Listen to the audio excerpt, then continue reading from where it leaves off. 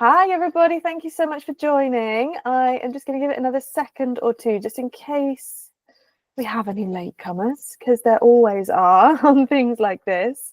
But I hope everyone's having a very lovely Thursday. Cool. Sorry, I'm just getting used to the tech here.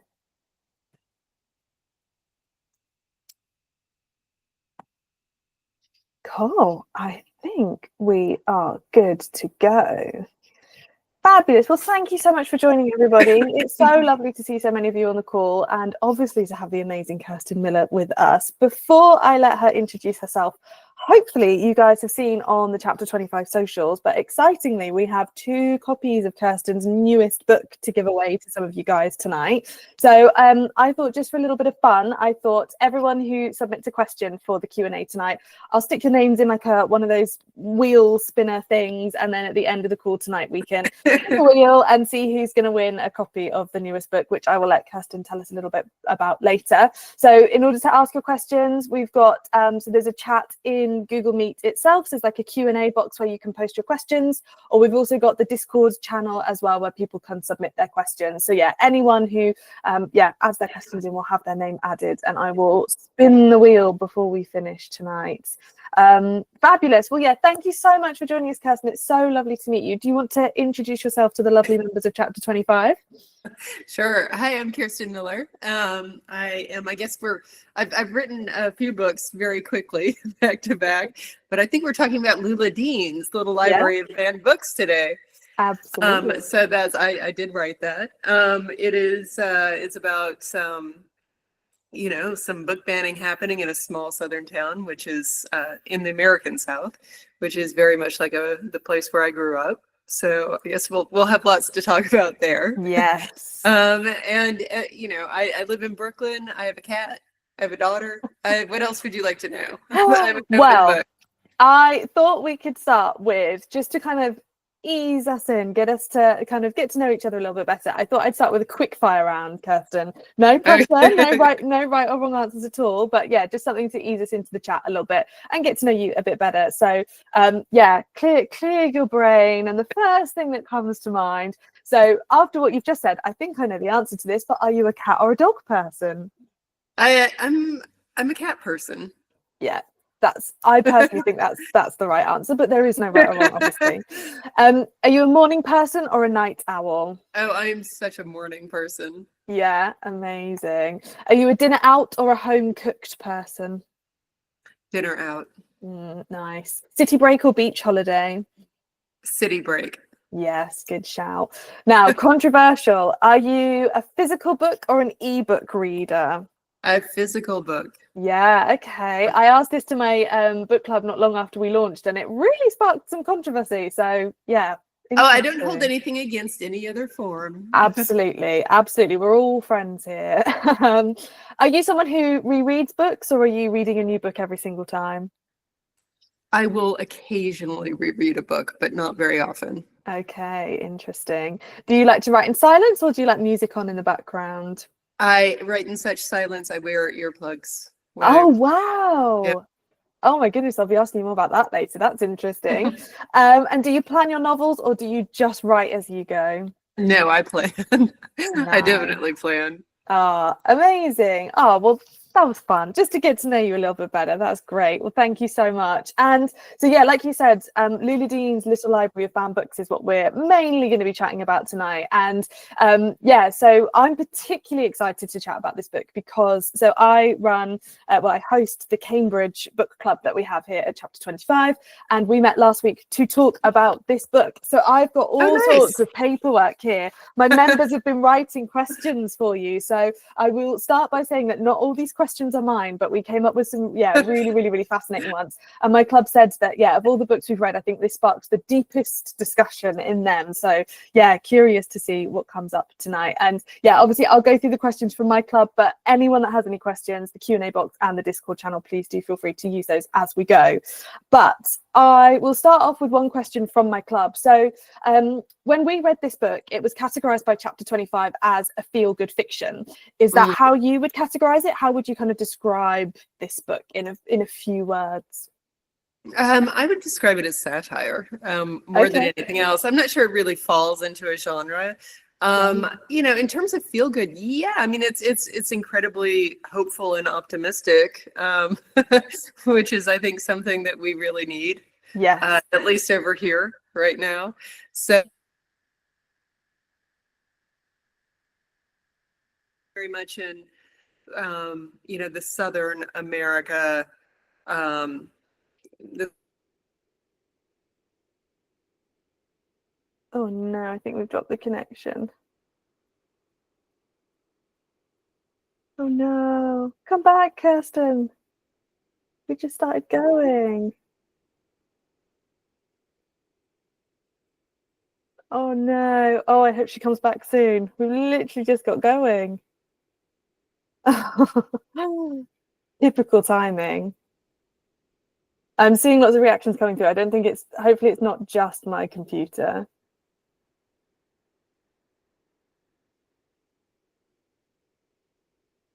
Oh no.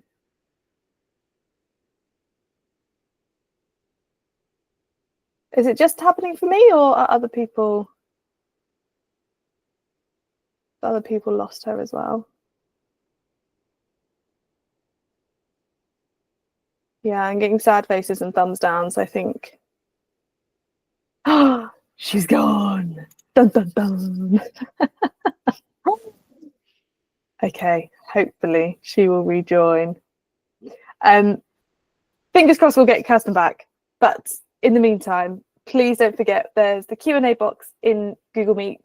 We've also got the Discord channel. Oh, you're back. Oh, you had me panicked then, Kirsten. Oh, now I can't hear you.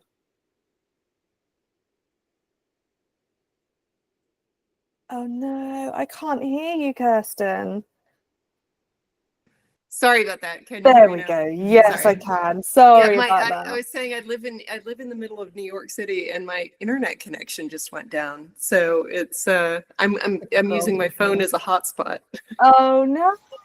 Typical, typical. I think we got up to the part where you were talking about that kind of warmth in the book and how we need Yeah. that, particularly in America right now. So yeah, do you want to carry on from there? Yeah, so I think it's, I would say satire more than anything, but it's also very much a sort of a Southern story. And Yeah. we have a particular kind of take on literature, which I think this falls pretty nicely into. Yeah, amazing. Yeah, I completely agree. And where did the idea for this book come from? Like, where was the inspiration? So actually it came from my editor, because I was in the middle of writing a book that is coming out, next month. And my editor was down in Texas, where they have had some very serious issues with book banning of late. And she was going past all these people's houses. They had signs out in the front lawn that said, "Come and get it," which meant we have all the banned books. Come and borrow them from us if you want them. And she was very inspired by that. And she called me and she said, what would you think about a book about a little free library filled with banned books? And I thought, well, I'm right in the middle of something else. But and I don't usually take ideas from other places, but I couldn't stop thinking about it, and I couldn't stop thinking about what I would put in my little library. And so I sat down. I was like, okay, well, let's see if this is going to work. I'll take a weekend and see if I can, write a couple of chapters. And I sat down and I wrote 4 chapters in one weekend. And I thought, well, this is clearly something I need to write. So I'm going to set the other book aside for a little while and finish this one. How far through the other book were you when you paused it and picked this one up instead then? About 2/3. Wow, so quite far into it then. Yeah. Was that difficult to kind of put one down, pick up another, and then go back to the other one?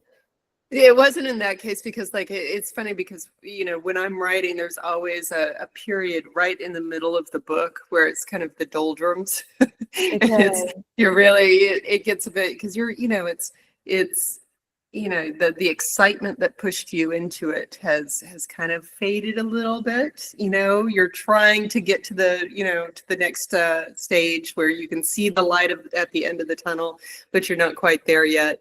And so it was actually the perfect time to set it down and do something else. Interesting. So one of the questions that came up from my Chapter 25 club, so we did a bit of Googling about you, and we kind of read about you growing up in North Carolina, and we were curious to know if you have ever experienced anything like the kind of topics that are going through this book, the kind of book banning. Was there any kind of personal experience in this book or not? Oh, yes. So lots of it. In fact, my hometown is having a huge issue with book banning right now. Wow. Yeah.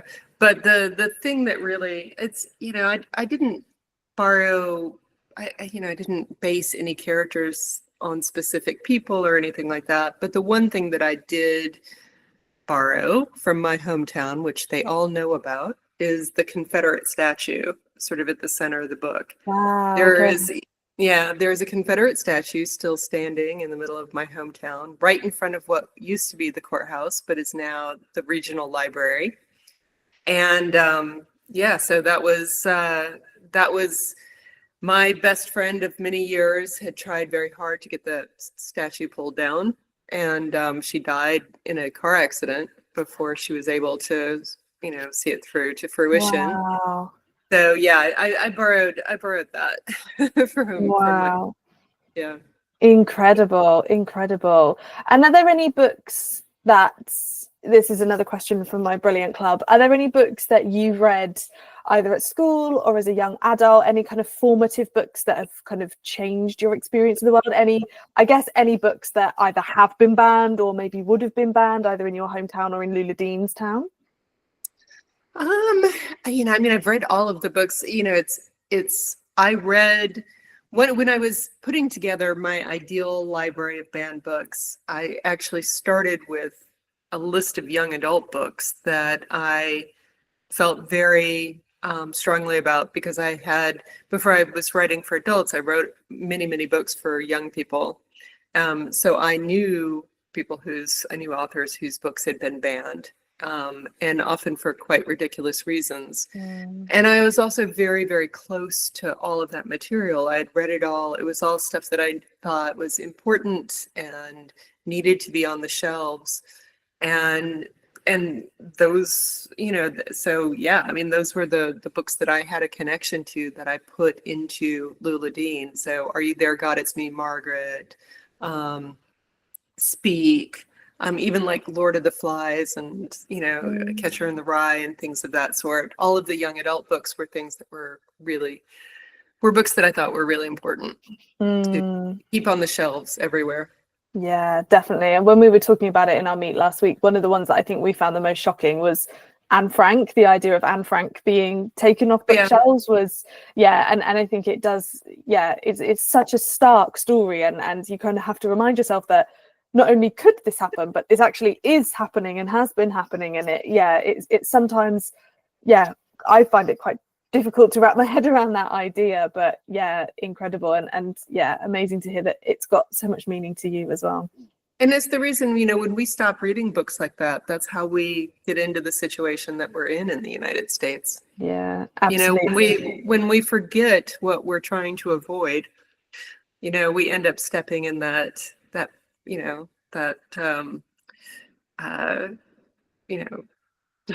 trouble again. Yeah. And that's why we're there. Definitely. You mentioned, just jumping back to something you mentioned earlier, so when you were talking about your hometown, you said, you haven't necessarily based the characters on anyone, but there are so many brilliant characters, and we were talking in the group about just how vivid those characters really, really were for us. Where did they come from? If they're not from maybe people were they just kind of cooked up from nowhere? Like where did they come from? Well, they're definitely types, right? So it's well, they don't necessarily have a person that they correspond to. They're definitely sort of, the kind of the town busybody is, I think, somebody that everybody from a small town, no matter where that small town is, will probably recognize. So I knew I wanted I wanted to show just how diverse the South actually is, because I think a lot of people have this idea in their heads that it's only people like Lula Dean. And it's not. The South has everybody in it. And so I wanted to show that. And I wanted to really kind of offer a cross section of this, this place where everybody knows everybody else. Everybody is connected in one way or another. Often they're related to each other. And, it's just this little microcosm that allows you to explore all of these different issues that I think are really important through the lens of all of these different kinds of people.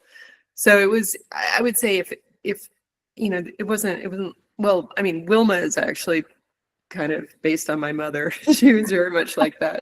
But, it's less about sort of, this person is based on that person. It was more about sort of this town is kind of based on the kind of towns that I knew growing up. Yeah. Wilma was hands down my favorite character. Her storyline, her chapters, they just made me laugh out loud. They were so good. So yeah, I won't give away anything for anyone that hasn't read it yet, but yeah, she was absolutely my favorite. So did any of those characters come to you first, or were any perhaps harder to write than others? Wilma was the first one. I think she was the first chapter that I wrote. Wow. I mean, no, that's not true. I knew Beverly was going to be the hero. So I think maybe one of her chapters was first, but it was Beverly and Wilma. One of the things that I wanted to do and have tried to do with all of my books is really give women, particularly women my age, kind of a kick in the pants and tell them, and hopefully inspire them to go out and make the kind of changes that they want to see in the world. Because I don't think that we've realized just how powerful we are as a generation of women. We're the most powerful generation of women in the history of the world. We're like hands down, not even close. And we can do these things if we put our minds to it. Like in my first book, The Change, was about violence against women. We can stop a lot of that. We have the power now. And with Lula Dean, it was really talking to myself and to the people I knew growing up who were my age, being like, you guys know this is wrong. Get off your butts and go do something about it. Yeah, absolutely. Yeah, the strength of the female characters and the impact that they have on the story it's just incredible. Another question linking to that from my club: were there any characters that you perhaps related to the most? Any that you loved, had favorites at all? I love. Oh, my favorites are one of my favorites is Delvin Crump. I love him. I think he reminds me so much of a friend of mine from Brooklyn. Just a kind of somebody who has a very, is a bit pessimistic on the outside, has a bit of a thick crust, but really is looking for the opportunity to kind of to do the right thing. And he steps forward when, a lot of other people don't. But also the brothers, Mitch and Jeb, I love them so much. I just love their conversation back and forth. It was really fun to read. I mean, Mitch is an idiot, but Jeb redeems the family. Absolutely. Oh, brilliant. So for anyone that hasn't read the book, each character, I guess, kind of encompasses or embodies a really important theme, and there are just so many incredibly varied themes throughout this book. Were there any, what was the research process like for that? What was the process of kind of bringing all of these themes together and writing about them in such a careful way? Well, a lot of it came from the books that I was, for example, there's a chapter where, something very bad happens to a young woman, and it was inspired largely by the book that was featured in that chapter, which is Speak by Laurie Hall Sanderson, which is a book that is often taken off the shelves in America because it speaks very candidly about rape. And and it's just, to think that there are people out there that believe a frank discussion of rape is pornography. I mean, it boggles the mind. But it's, so, a lot of the chapters were inspired in many ways by the books that were featured. It's sort of, for example, when I was thinking of Are You There, God, It's Me, Margaret, I thought, who would find this book and learn something completely new and unexpected from it? Who really needs to find this book in 2025? And I thought, you know what? It would be wonderful if a 10-year-old boy found it. Somebody who's lived this kind of very cloistered life and has, very cloistered conservative life.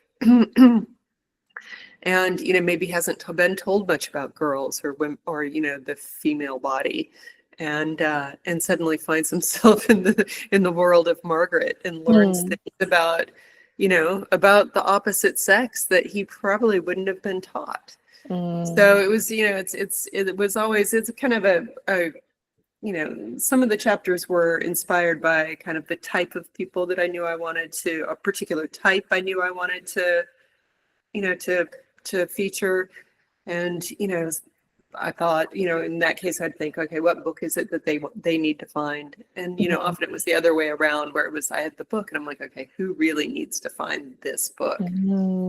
Yeah, it's an interesting way of coming at it. And that was one of the parts of the book that I really loved, I guess, that kind of magical realism of the right person finding the right, at the right time, and the impact that it can have on them as well is. I know. Somebody accused me. They were like, "This book isn't realistic." I was like, "Really? You don't say?" Like a little library in the middle of this small town where everybody magically finds the book that they need. Okay. Funny that. Yeah. No, it's definitely magical realism. Definitely. Another question from my club. Were there any of the themes that you found harder or more difficult to write about? Well, there were themes that I was very, very, very careful with. The first was rape, the chapter that dealt with rape, because it's such an incredibly important issue that needs to be dealt with in the right way. The other chapter that was, I wouldn't say it was difficult, but it was one that I thought a lot about.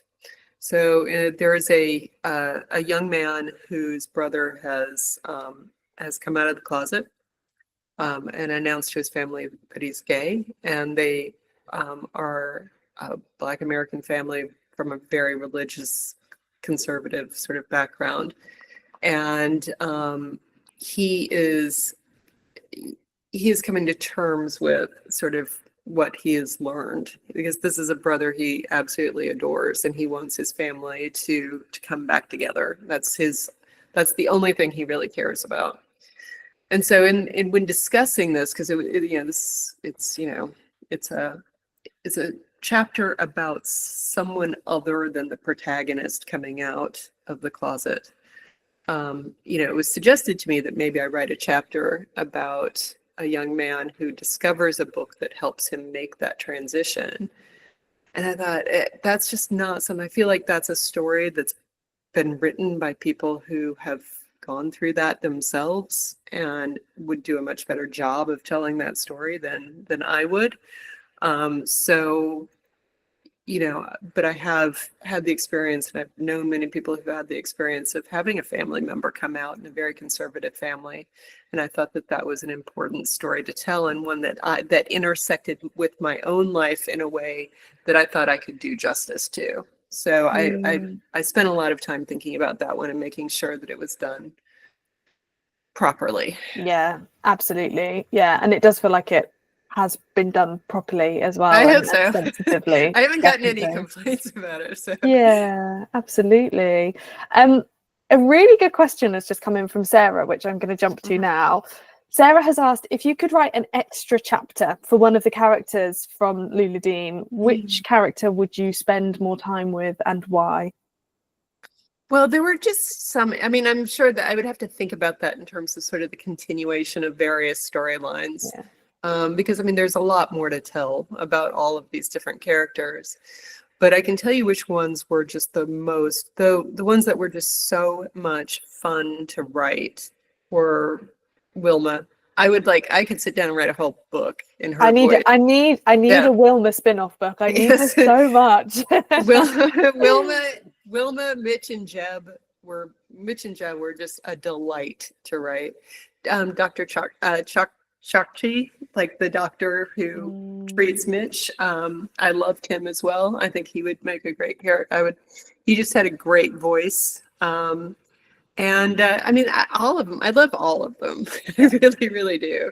But I would love to see a little bit more of Talia and Taylor Dean, whose alter egos I won't give away right now. Yeah, the spin-off books, they're just there, aren't they? They're ready to go. We could have a whole world of Lula Dean books. Yes. Amazing.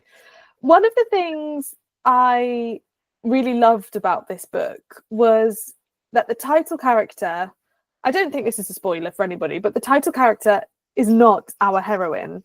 And I really went into this book expecting, oh, Lula's made a library. Isn't this lovely? Let's find out what Lula wants to share with the world. Was that a deliberate decision to kind of like put us off the scent of where the story was going a little bit? No, I mean, I liked, yes. I mean, as everything was coming together, I realized that had happened and that it was kind of a funny way of doing it. But no, I just thought it was funny. Like I was actually brainstorming the idea, the title with a friend, and we just kept throwing out, because he's kind of like Southern adjacent, and we just kept throwing out, absolutely ridiculous names at each other. And then finally it was, I was like Lula Dean, and then it was just sort of like Lula Dean's Little Library of Banned Books, and it was the placeholder title. I hadn't intended to make it the final title of the book, but then my publisher really loved it, so we ended up sticking with it. Yeah. Oh no, I loved it. I think it worked brilliantly, and I love that kind of putting you off the scent. I thought that was really clever, definitely. And you've kind of got this multiple point of view kind of structure. We've got different characters taking us through different chapters. Was that, again, what was the kind of decision around that structure for the novel? Well, I mean, everything was built around the library, right? So I knew I had this library, I had this set of books that I wanted to explore, and then I had a set of types or issues that I wanted to talk about as well. So it was really about just sort of that matchmaking process, putting the two together, and that was what got me energized, and that's what kicked off the writing process. But then 4 or 5 chapters in, I realized I was going to need to have a through line, a story that would tie everything together. And it just it occurred to me that this struggle for power and the Confederate statue and all of that would be a nice sort of because I mean, also because the statue is literally in the center of the town, so it seemed kind of a nice device to have all of the plots kind of revolving around this statue in the square in the center of the town. Definitely, yeah, really interesting. And so this question came up in our chapter 25 meet, and I loved this question so much. So if you were to hide this book in a banned library, what dust cover would you put onto Lula Dean if you had to switch it around?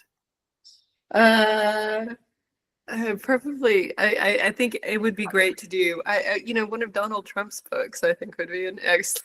Yes. Art of the Deal, maybe. I don't know what any of his other ones are. I mean, he didn't write them anyways. Amazing. That's such a good shout. You want as polar opposite as you can, and I like that. That sounds good. Yeah. If anyone else has any other suggestions for the yes, dust to hide. because we can do that.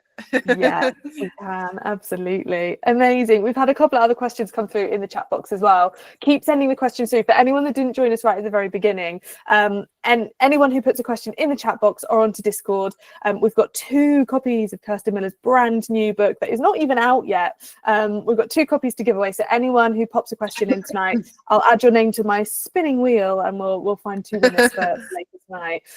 So Catherine had a question. So she's asked, how did you decide which books should be included in Lula Dean's library? So I wanted to, first of all, there were the young adult books because that was where book banning really kicked off and gained a lot of steam in the United States.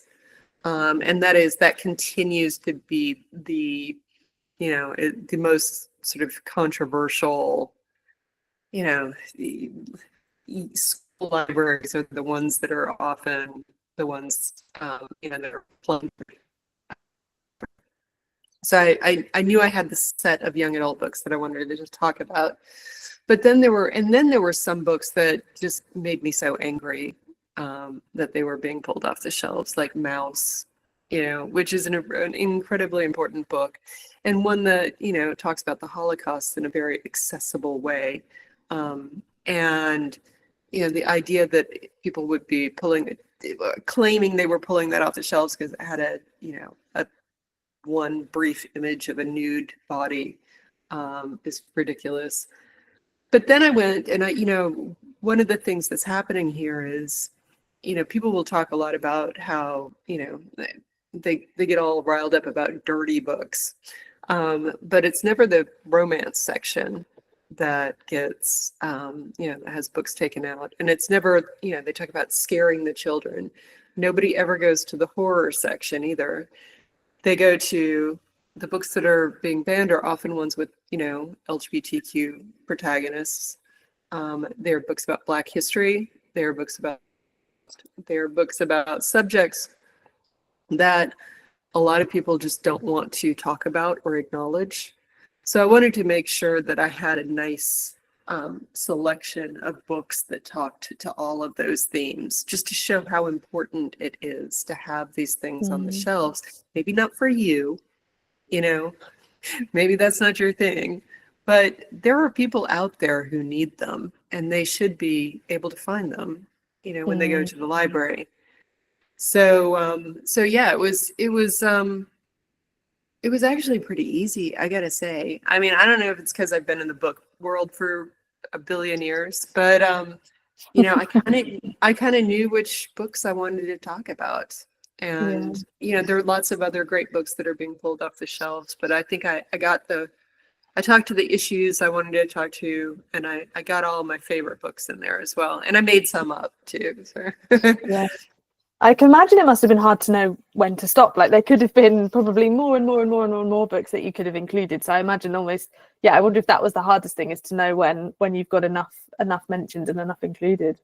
Yeah, well, I had to stop at some point because there were a lot of characters in the book, and it was just I think 5 more and people's brains might have melted. Wow. So, I still had I went to talk to a high school a few months ago, and this girl, I've been meaning to post it because it's actually really useful. She drew a whole map of all of the characters from the book and how they were related to each other, and it was beautifully amazing. done. You need to get that published as like I know. Amazing. A couple of other questions have come through about Lula Dean. So Rebecca has asked, this is such a good question, Rebecca. So she said that there's lots of really serious topics talked about in the book, obviously, which we've discussed already. How difficult was it to write the book to entertain without distracting from delivering the message? Yeah, so all of my books are pretty funny and also incredibly deal with very serious topics. And the way that I approach that, because I want to make sure that the topics are treated very, with great sensitivity, is I think of it as funny people being put into very serious situations. So the people can be funny and their reactions can be funny, but there's nothing funny about the situations themselves. the topics being discussed. And I think that I've found that that works really well. I don't know. It's also the way that my family dealt with all serious things. We, we're the kind of people who would, joke about pretty much anything to to lighten the mood. But it was something that I did very consciously with this book, because there are so many issues in here that I felt needed to be talked about and that aren't being talked about in this country. And a lot of it's because people are just, we are broken. We are all so burned out. It's crazy. And so the humor was a way of pulling people in, telling them that everything was going to be okay, that, we're gonna talk about these subjects, but we're also gonna have a good time doing it. And we're gonna come out, seeing that there is some hope left. Definitely. And maybe, being inspired to pursue a better world. Yeah, absolutely. And I think, like you said earlier on, that's exactly why we need this book as well. So many people need this book right now, which, is fantastic. Cool. We've had another question come in. So I really like this question. So would writing a book that's maybe 10 years down the line on how the library and events have changed in the town and the people potentially be on the cards? No, I think I'm going to leave it at this, but I do love, one of my favorite things is having, I like to put little Easter eggs into all of my books. So I cannot guarantee, I can't say that one of these characters won't show up at some point in the future, but I don't think I'm going to go back to Troy. But I love, I'd like Nala Crump, the little girl who writes the book about the heroes of Troy.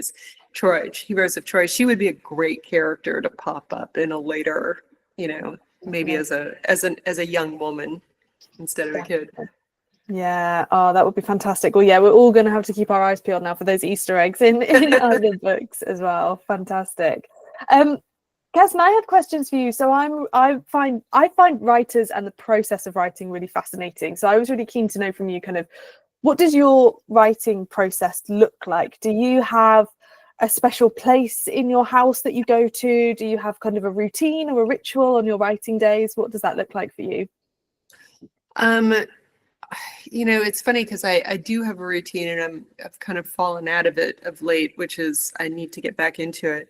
But I work best in the morning, so I will often get up very, very early. And the earlier I can start, the better. So if I can sit down at 5:30 and get to work, it's just, and it's also so great, the feeling of being done, by 10 or 11 in the day, because I cannot write more than 4 or 5 hours. It's just, I have to go and do some other form of work, because the writing part takes so much concentration that it starts to blow circuits in my head. So yeah, I get up early, I write pretty much nonstop. I get into kind of a sort of a flow state where I just I'll work until I'm burnt out. But it's slow. I don't write a lot every day. I usually write about, if I can get 750 good words, then I consider that a really successful day. And I've trained myself to take days off, because I'm one of those people who I will work to burn out, and that's just not helpful at all. Yeah. And I work off an outline. I will, before I start writing, I will write a very lengthy outline that takes me from the beginning to the end.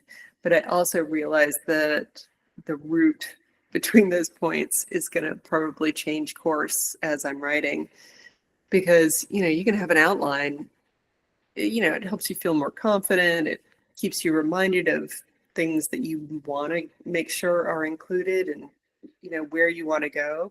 But if you don't allow yourself to take little side trips, if you don't allow yourself to go off on fun tangents, I think the books are less interesting, and it's much easier to get bored.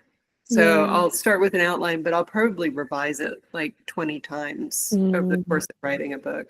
And I guess that's quite a natural process. You know, if these characters are evolving as your story evolves, you're probably going to discover new things about them as you're writing them. So Exactly. you don't want to limit yourself to what you'd pre-planned as everything starts to evolve and flesh out as well. Yeah. No, you have to leave yourself, I mean, because that is the moments when when you realize something new about a character, or you figure out somewhere new that the story can go, and you just go for it. So you have to let yourself do it. Definitely. And another question I have for you about your writing process: do you ever read the reviews about your books, and if so, do they ever impact future novels that you write? Do you ever kind of change things based on reviews? No. I do I change things based on reviews? No. I probably should, but I don't. It's just the writing is it's so hard that, unless I am really burning with the passion to tell a particular kind of story, it's just I can't work up the energy to do it. And unless I'm telling it the way that I want to tell it, I get bored and discouraged, and so as much as I would love to be the kind of person who's like, oh yes, they are completely right, I should really do I don't read a lot of reviews. I try to avoid Goodreads. I think all authors should. It's for readers, it's not for writers. Yeah. So yeah, I mean, but you have to have a really thick skin as a writer. It doesn't matter who you are, how brilliant you are, how fantastic your books are. There are always going to be people who hate them. Yeah. How does that, based on that, how do you find the editing process? Because I always, like, I am not a writer, but I always imagine, you've created this baby and you love this child, and then all of a sudden you hand it off to someone else for the first time and it comes back covered in all these notes. Like, is that a tricky process? It can be. And it's best to, I will, so you get an editorial letter, and and sometimes it can be very, very long, and I will read through the letter and put it down and not do anything. I'll usually let it sit for a few days before I even start to think about whether I'm going to address things or not. Because you do get kind of a little bit when somebody's, encouraging to change something that you love or go somewhere that you feel a little bit uncomfortable with, it can be really stressful. So, indulge the emotions, set it aside, and then go back to it and think about things rationally. But if you have a good editor, and my editors have by and large been pretty good, my current editor is great, you have to trust them to see things that you might not.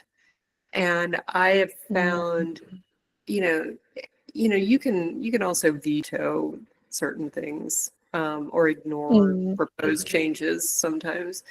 But I've found, often to my own chagrin, that their suggestions are usually very, very good and very, very helpful once you get past your own ego. The idea of kind of putting it down, leaving it, and coming back to it later, that would probably No, but I'll tell you what really gets me. So the editing is fine. Copy editing is the place. Copy editing, this is like, that drives me absolutely crazy, because it's like a lot of it is, if you have a very idiosyncratic way of like writing, if there's something stylistically that you do that isn't, in all of the, the standard manuals, you'll get called on it over and over again, and it gets very annoying. So I often get much angrier with the copy editing than I do I the can actual imagine. editing. That feels like the nitpicking stage, the kind of, oh my God, it's awful. And also like the really hard, so they also, and God, I mean, thank God for them, because this is a real, so they are the ones who will look at the timeline of a book and tell you where you have gone wrong. And that is incredibly difficult to do. To say, okay, this scene was on Friday and now this one is on Monday. That doesn't make any sense. Like, what happened in the they're the ones who will do that. And that's where huge upheavals will happen, because you have to get that timeline right. Yeah. And sometimes it'll require going back and really doing some major revisions. Yeah, I feel like I know many pedantic people who would be so good at that job. Oh, like, I know. And you can writing just all of imagine those. them like Yeah. you can imagine their glasses and they're like, I always imagine that they're chuckling, like, Yeah. gleefully, which they're not. I'm sure they're all very nice people. Oh, that's hilarious. Catherine's put a really interesting question specifically to the writing of the dialogue in your book. So I assume she's referring to Lula Dean here, but she said while reading it, it really struck me how well constructed the dialogue was. How did you craft the dialogue that felt so right and natural for the characters in the situation? I hear the dialogue in my head. It's something that I've just always, I love writing dialogue more than anything else. It's I don't know what it is. It's just I love also the writing writing dialogue in a Southern accent is just it's just a joy. It really is. It's just sort of because the accent is so kind of melodic, and it just, you get into it and you can, I don't know, I love it. I can't explain why it's good or bad or in between, but it's the part of the process that I will often, in a chapter, I will write the dialogue first and go back and sort of fill things in, not because it's easier, but because I just get so excited about it that I can't stop to take time to write any of the stuff around it. I don't know. Maybe I should write plays. Yeah, do you know what? I was just thinking that. I was thinking if any of your books ever get optioned, you should be the script. Oh, they writer. did. They have, and I wrote a screenplay for my first book, and I had never written a screenplay before. And in fact, I wrote a number of books with the actor Jason Segel, and he would always, because he's a screenwriter, a very good one. And he would always say, have you ever thought about screenwriting? And I was like, nah, that's a different skill set. Like, I'm not going to be one of those people who pretends that you can do different things equally well. And I just had never really tried my hand at it. And I sat down and started writing a script for The Change, and it was pure joy. I loved it. So if anybody wants to hire me as a screenwriter, I will do it. Amazing. Does that mean that we can expect to see The Change on screen, or is it still in the works? Or? One of those, it's in the works. It's one of those, we have had so many upheavals in Hollywood of late. We had, and this, The Change has been a little bit cursed, to be honest. So we've gotten all the way to sort of the, kind of close to the final stages of the process before, filming and all of that, only to have everything kind of fall apart. And then there was, the actors strike. There's now, there are a lot of issues with the streaming services. It's been a little bit crazy, but, fingers crossed, hopefully it will be made. Yeah, fingers crossed. And I think it would be really interesting to see. I don't know, my understanding is that quite often when a book goes to the screen, someone else has done the screenplay. So it would be really interesting to see that process where it's the same author taking that. Oh, no. If it goes, it won't be mine, because that was something I did for the people who previously owned it. I know. But I would love to at some point, when I can really throw my weight around, I'll be like, I want to do the script. They'll say, hell no. But at some point I would love to try it again. Amazing. I wanted to ask you about book covers, changing the subject entirely. Yeah. So I, particularly Lula Dean, I loved the cover. So the copy that I had this big bold Mm. orange flame in the middle with the blue surround. I really, really loved it. And yeah, I wondered how much of a say you have in the covers of your books. Do you kind of create images of what the book might look like while you're writing it? Are you ever involved in that kind of process? I was with Lula Dean, not necessarily with the UK. The UK cover is it's sort of a riff on the American cover, but it's wonderful. I love UK covers are always they're often much better than American covers in my Oh, opinion. really? Yeah.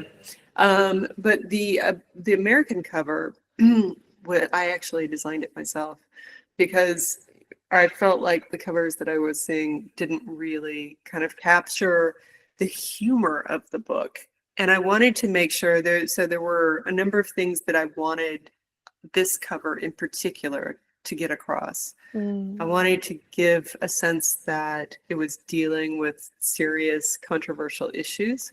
So the sort of the flame and the burning book on the cover of, the UK version edition, I think sort of captures that. There's a flame on the version of the American one too. But I also wanted to make sure that it came across as something that wasn't deadly serious, that there was a humorous component to it as well. So it was sort of this tricky kind of thing that needed to be captured where people would pick it up and they knew they weren't going to be surprised when it ended up dealing with serious stuff, but they knew that serious stuff was going to be dealt with in kind of a lighter way. So this was the one cover where I really did kind of, have a big say in what it ended up looking like. Amazing. Has that been the case for other books that you've written, or was it just Lula Dean that you've designed? I mean, no, I haven't designed any of the other ones, but it's so my first adult book, The Change, we ended up, and the other thing is, you have this opportunity to have a new cover often with the publication of the paperback. So when I loved the UK cover so much that when the American version went to paperback, we took the UK cover for the paperback. Wow, okay. Yeah. So it's, you have some say. My editor and publisher have been pretty indulgent where that's concerned, but that's not typical. Most authors, they can get very brutal about it and just tell you, just tell you no. Wow, amazing. I've had a question come in from Sam, which I thought was a really, well, she sent a couple of questions actually, but I'm going to jump to this one first. So she's asked if being an author was always on your life plan. Did you ever have your heart set on a different career, or was writing always what you were going to do? No, I never thought I would write for a living.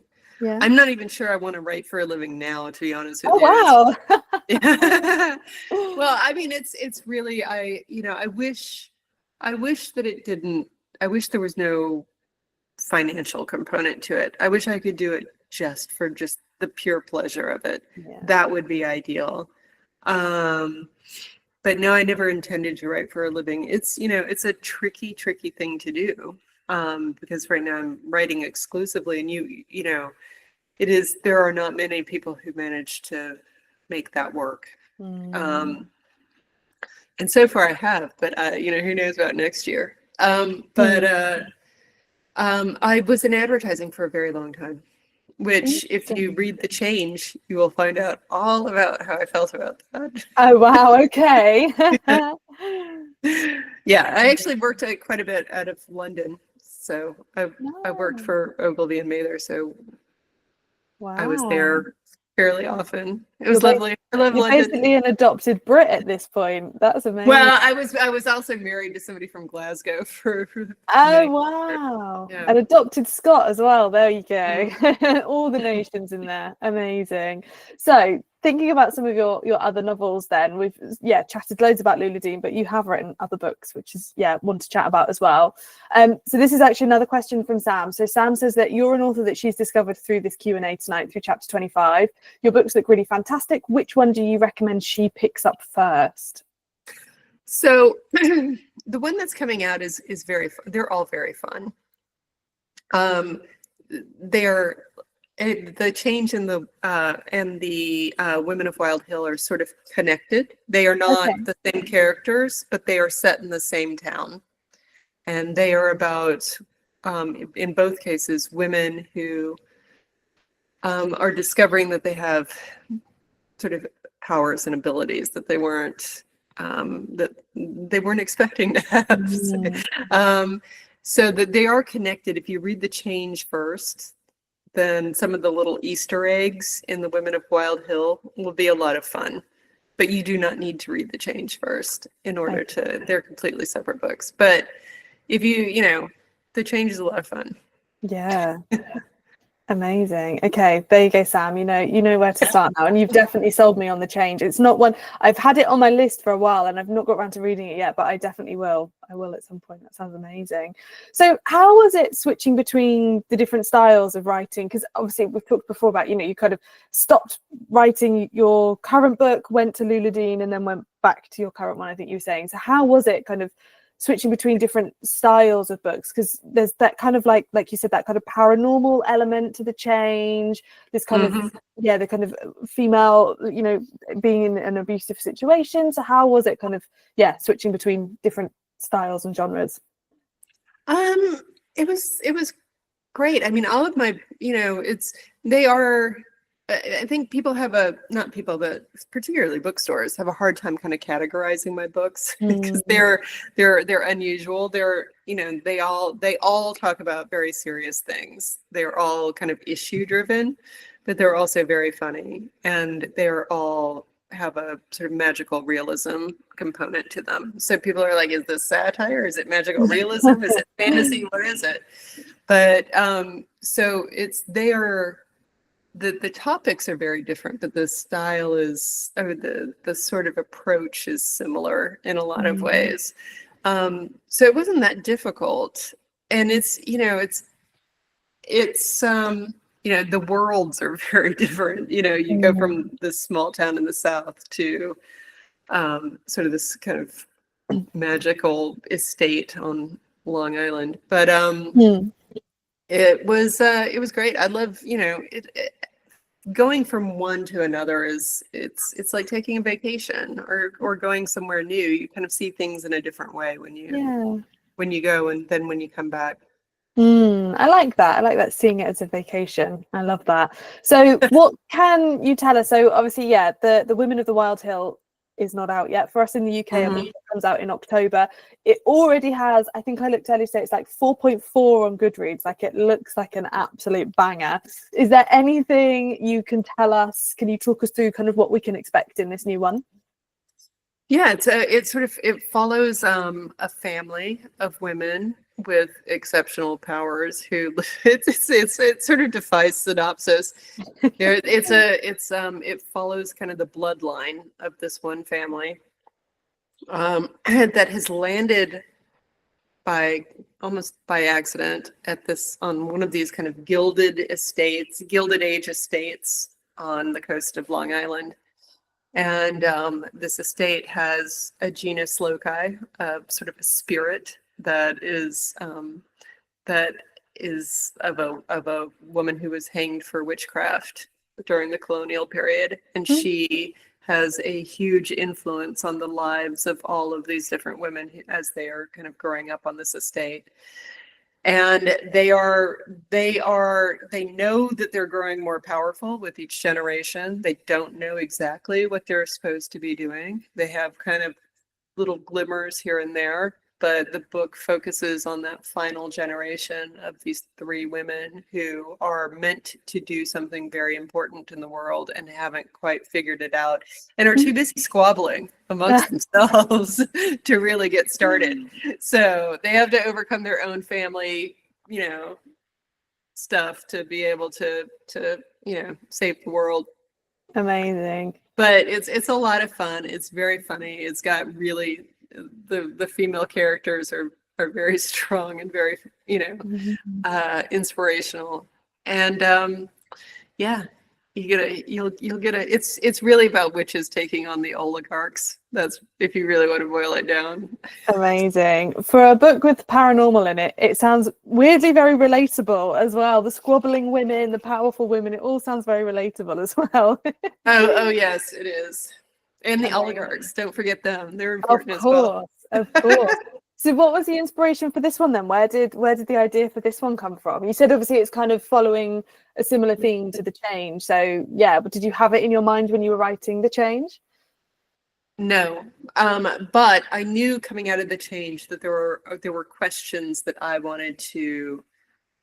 So, The Change focuses very closely on these three women who have reached a certain age and have, have developed powers that they weren't expecting to have. And so it focuses on one particular case in which they put those powers to use. But you, in the periphery, get a sense that this is happening to other women. It's not just happening to them. Okay. So the bigger question is, why is it happening, and what are all of these women meant to do? And the Women of Wild Hill answers that question. And it really goes back to what I was talking about earlier, just sort of us being the most powerful generation of women, and hoping that we wake up and realize that and put those powers to use before people start taking them away again. Amazing. So that's what inspired it, is like, okay, you have these powers. Yeah. What are you going to do with them? Yeah, really empowering storyline for like you said, for women with this power that they don't even know that they have, and just trying to harness that a bit more as well. Yeah.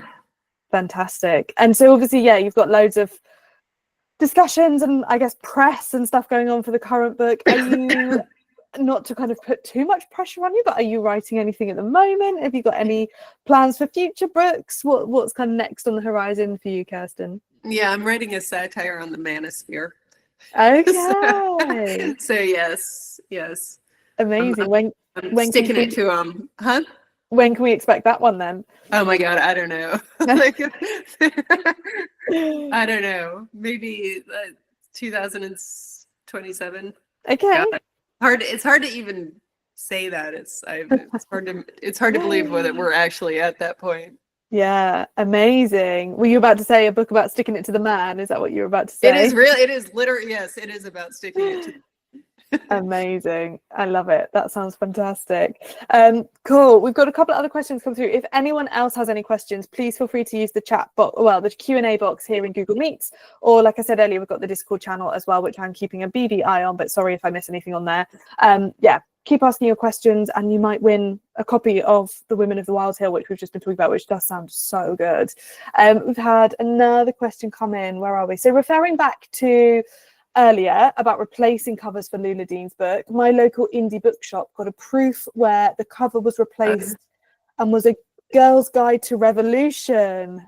Oh, really? Oh my God, that's so great. Yeah, because my publisher that. did that for, they actually did a fake cover, which was the Southern Belle's Guide to Etiquette, which was very funny. Yeah.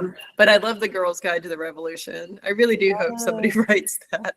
Yeah, that's brilliant. Yeah, keep your ideas coming in for other dust sheets that we should put over the top of Lula Dean to hide it and get it into the hands of exactly the right people that need this book. Amazing.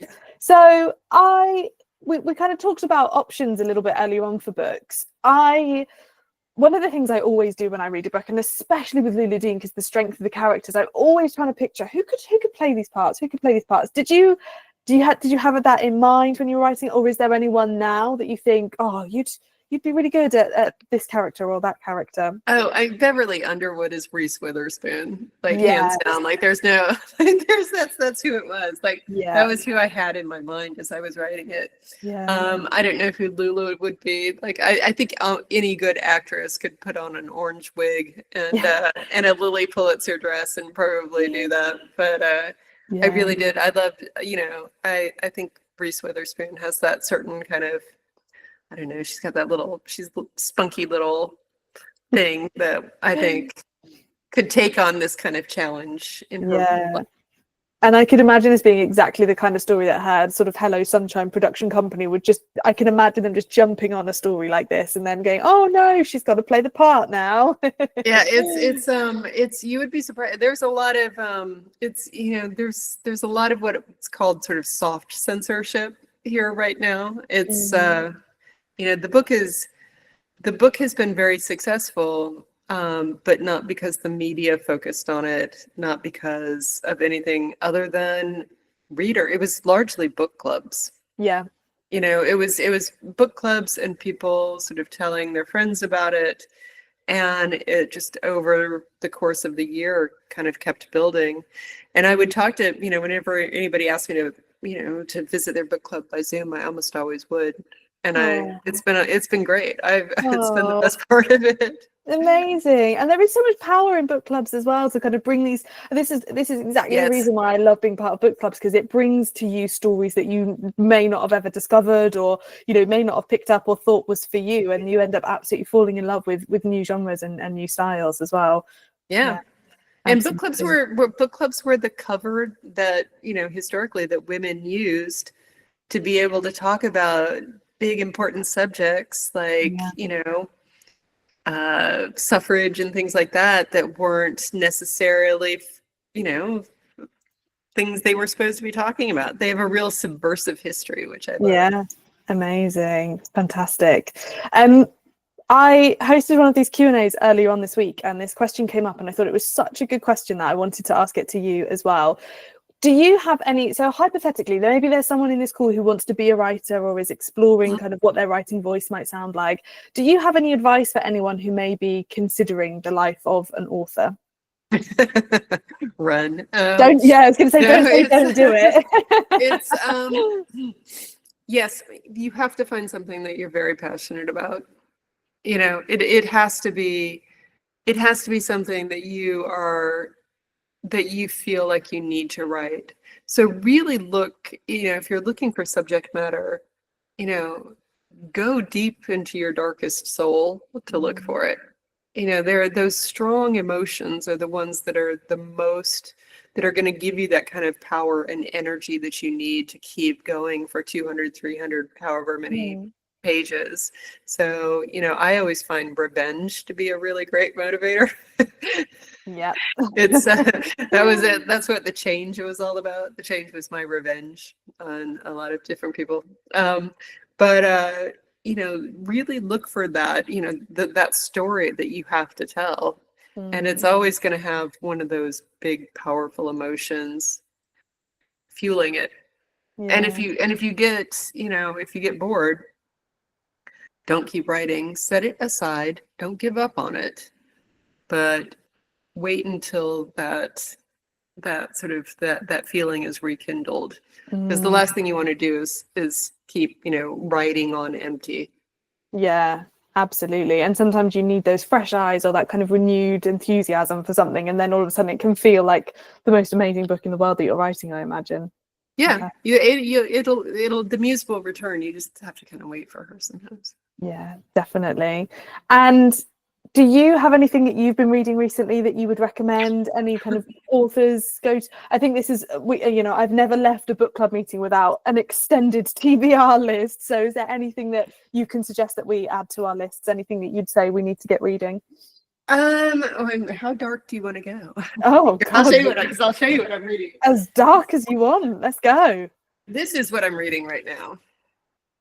So The New Age of Sexism. Laura Bates. I think she might be British. She wrote a book called Men Who Hate Women, which is a very provocative title, but is really about kind of the incel movement and the men's rights movements. Wow. And like people like Andrew Tate and the like. And it was eye-opening, I tell you, shocking. Mm-hmm. So I was very eager to pick up her new book. The book that I really, the best book I've read in ages was Demon Copperhead by Barbara Kingsolver. Wow. Yeah. Have you read any of? Have you not read? yet? Oh, no. Again, go pick it up. Go pick it up. Yeah. So she is a Southern writer as well. She is writing about kind of rural Appalachia. which is where I grew up.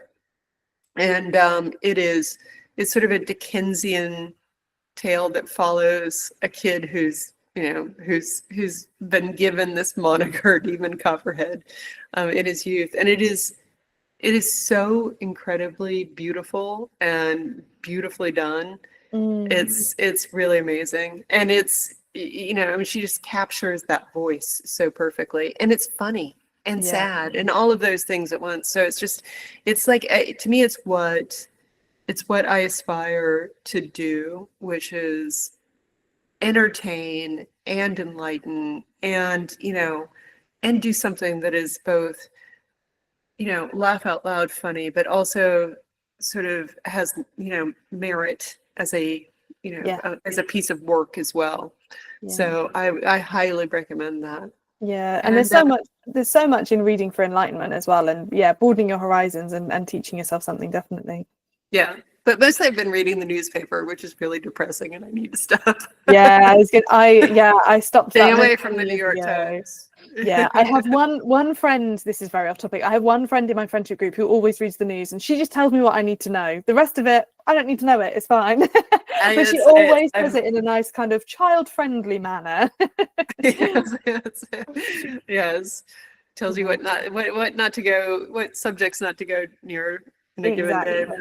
Exactly. Cool. We have got a couple of minutes left. Does anybody else have any other questions for Kirsten? Any questions about Lula Dean or any of her other books? We've got that Q&A box, or we've got the Discord channel. And if anyone new asks a question, I can add your name to my little wheel spinner that I've got ready and raring to go any minute now. Let me just check the Discord. I think I've gone through all the questions. Shout if I've missed any of your questions.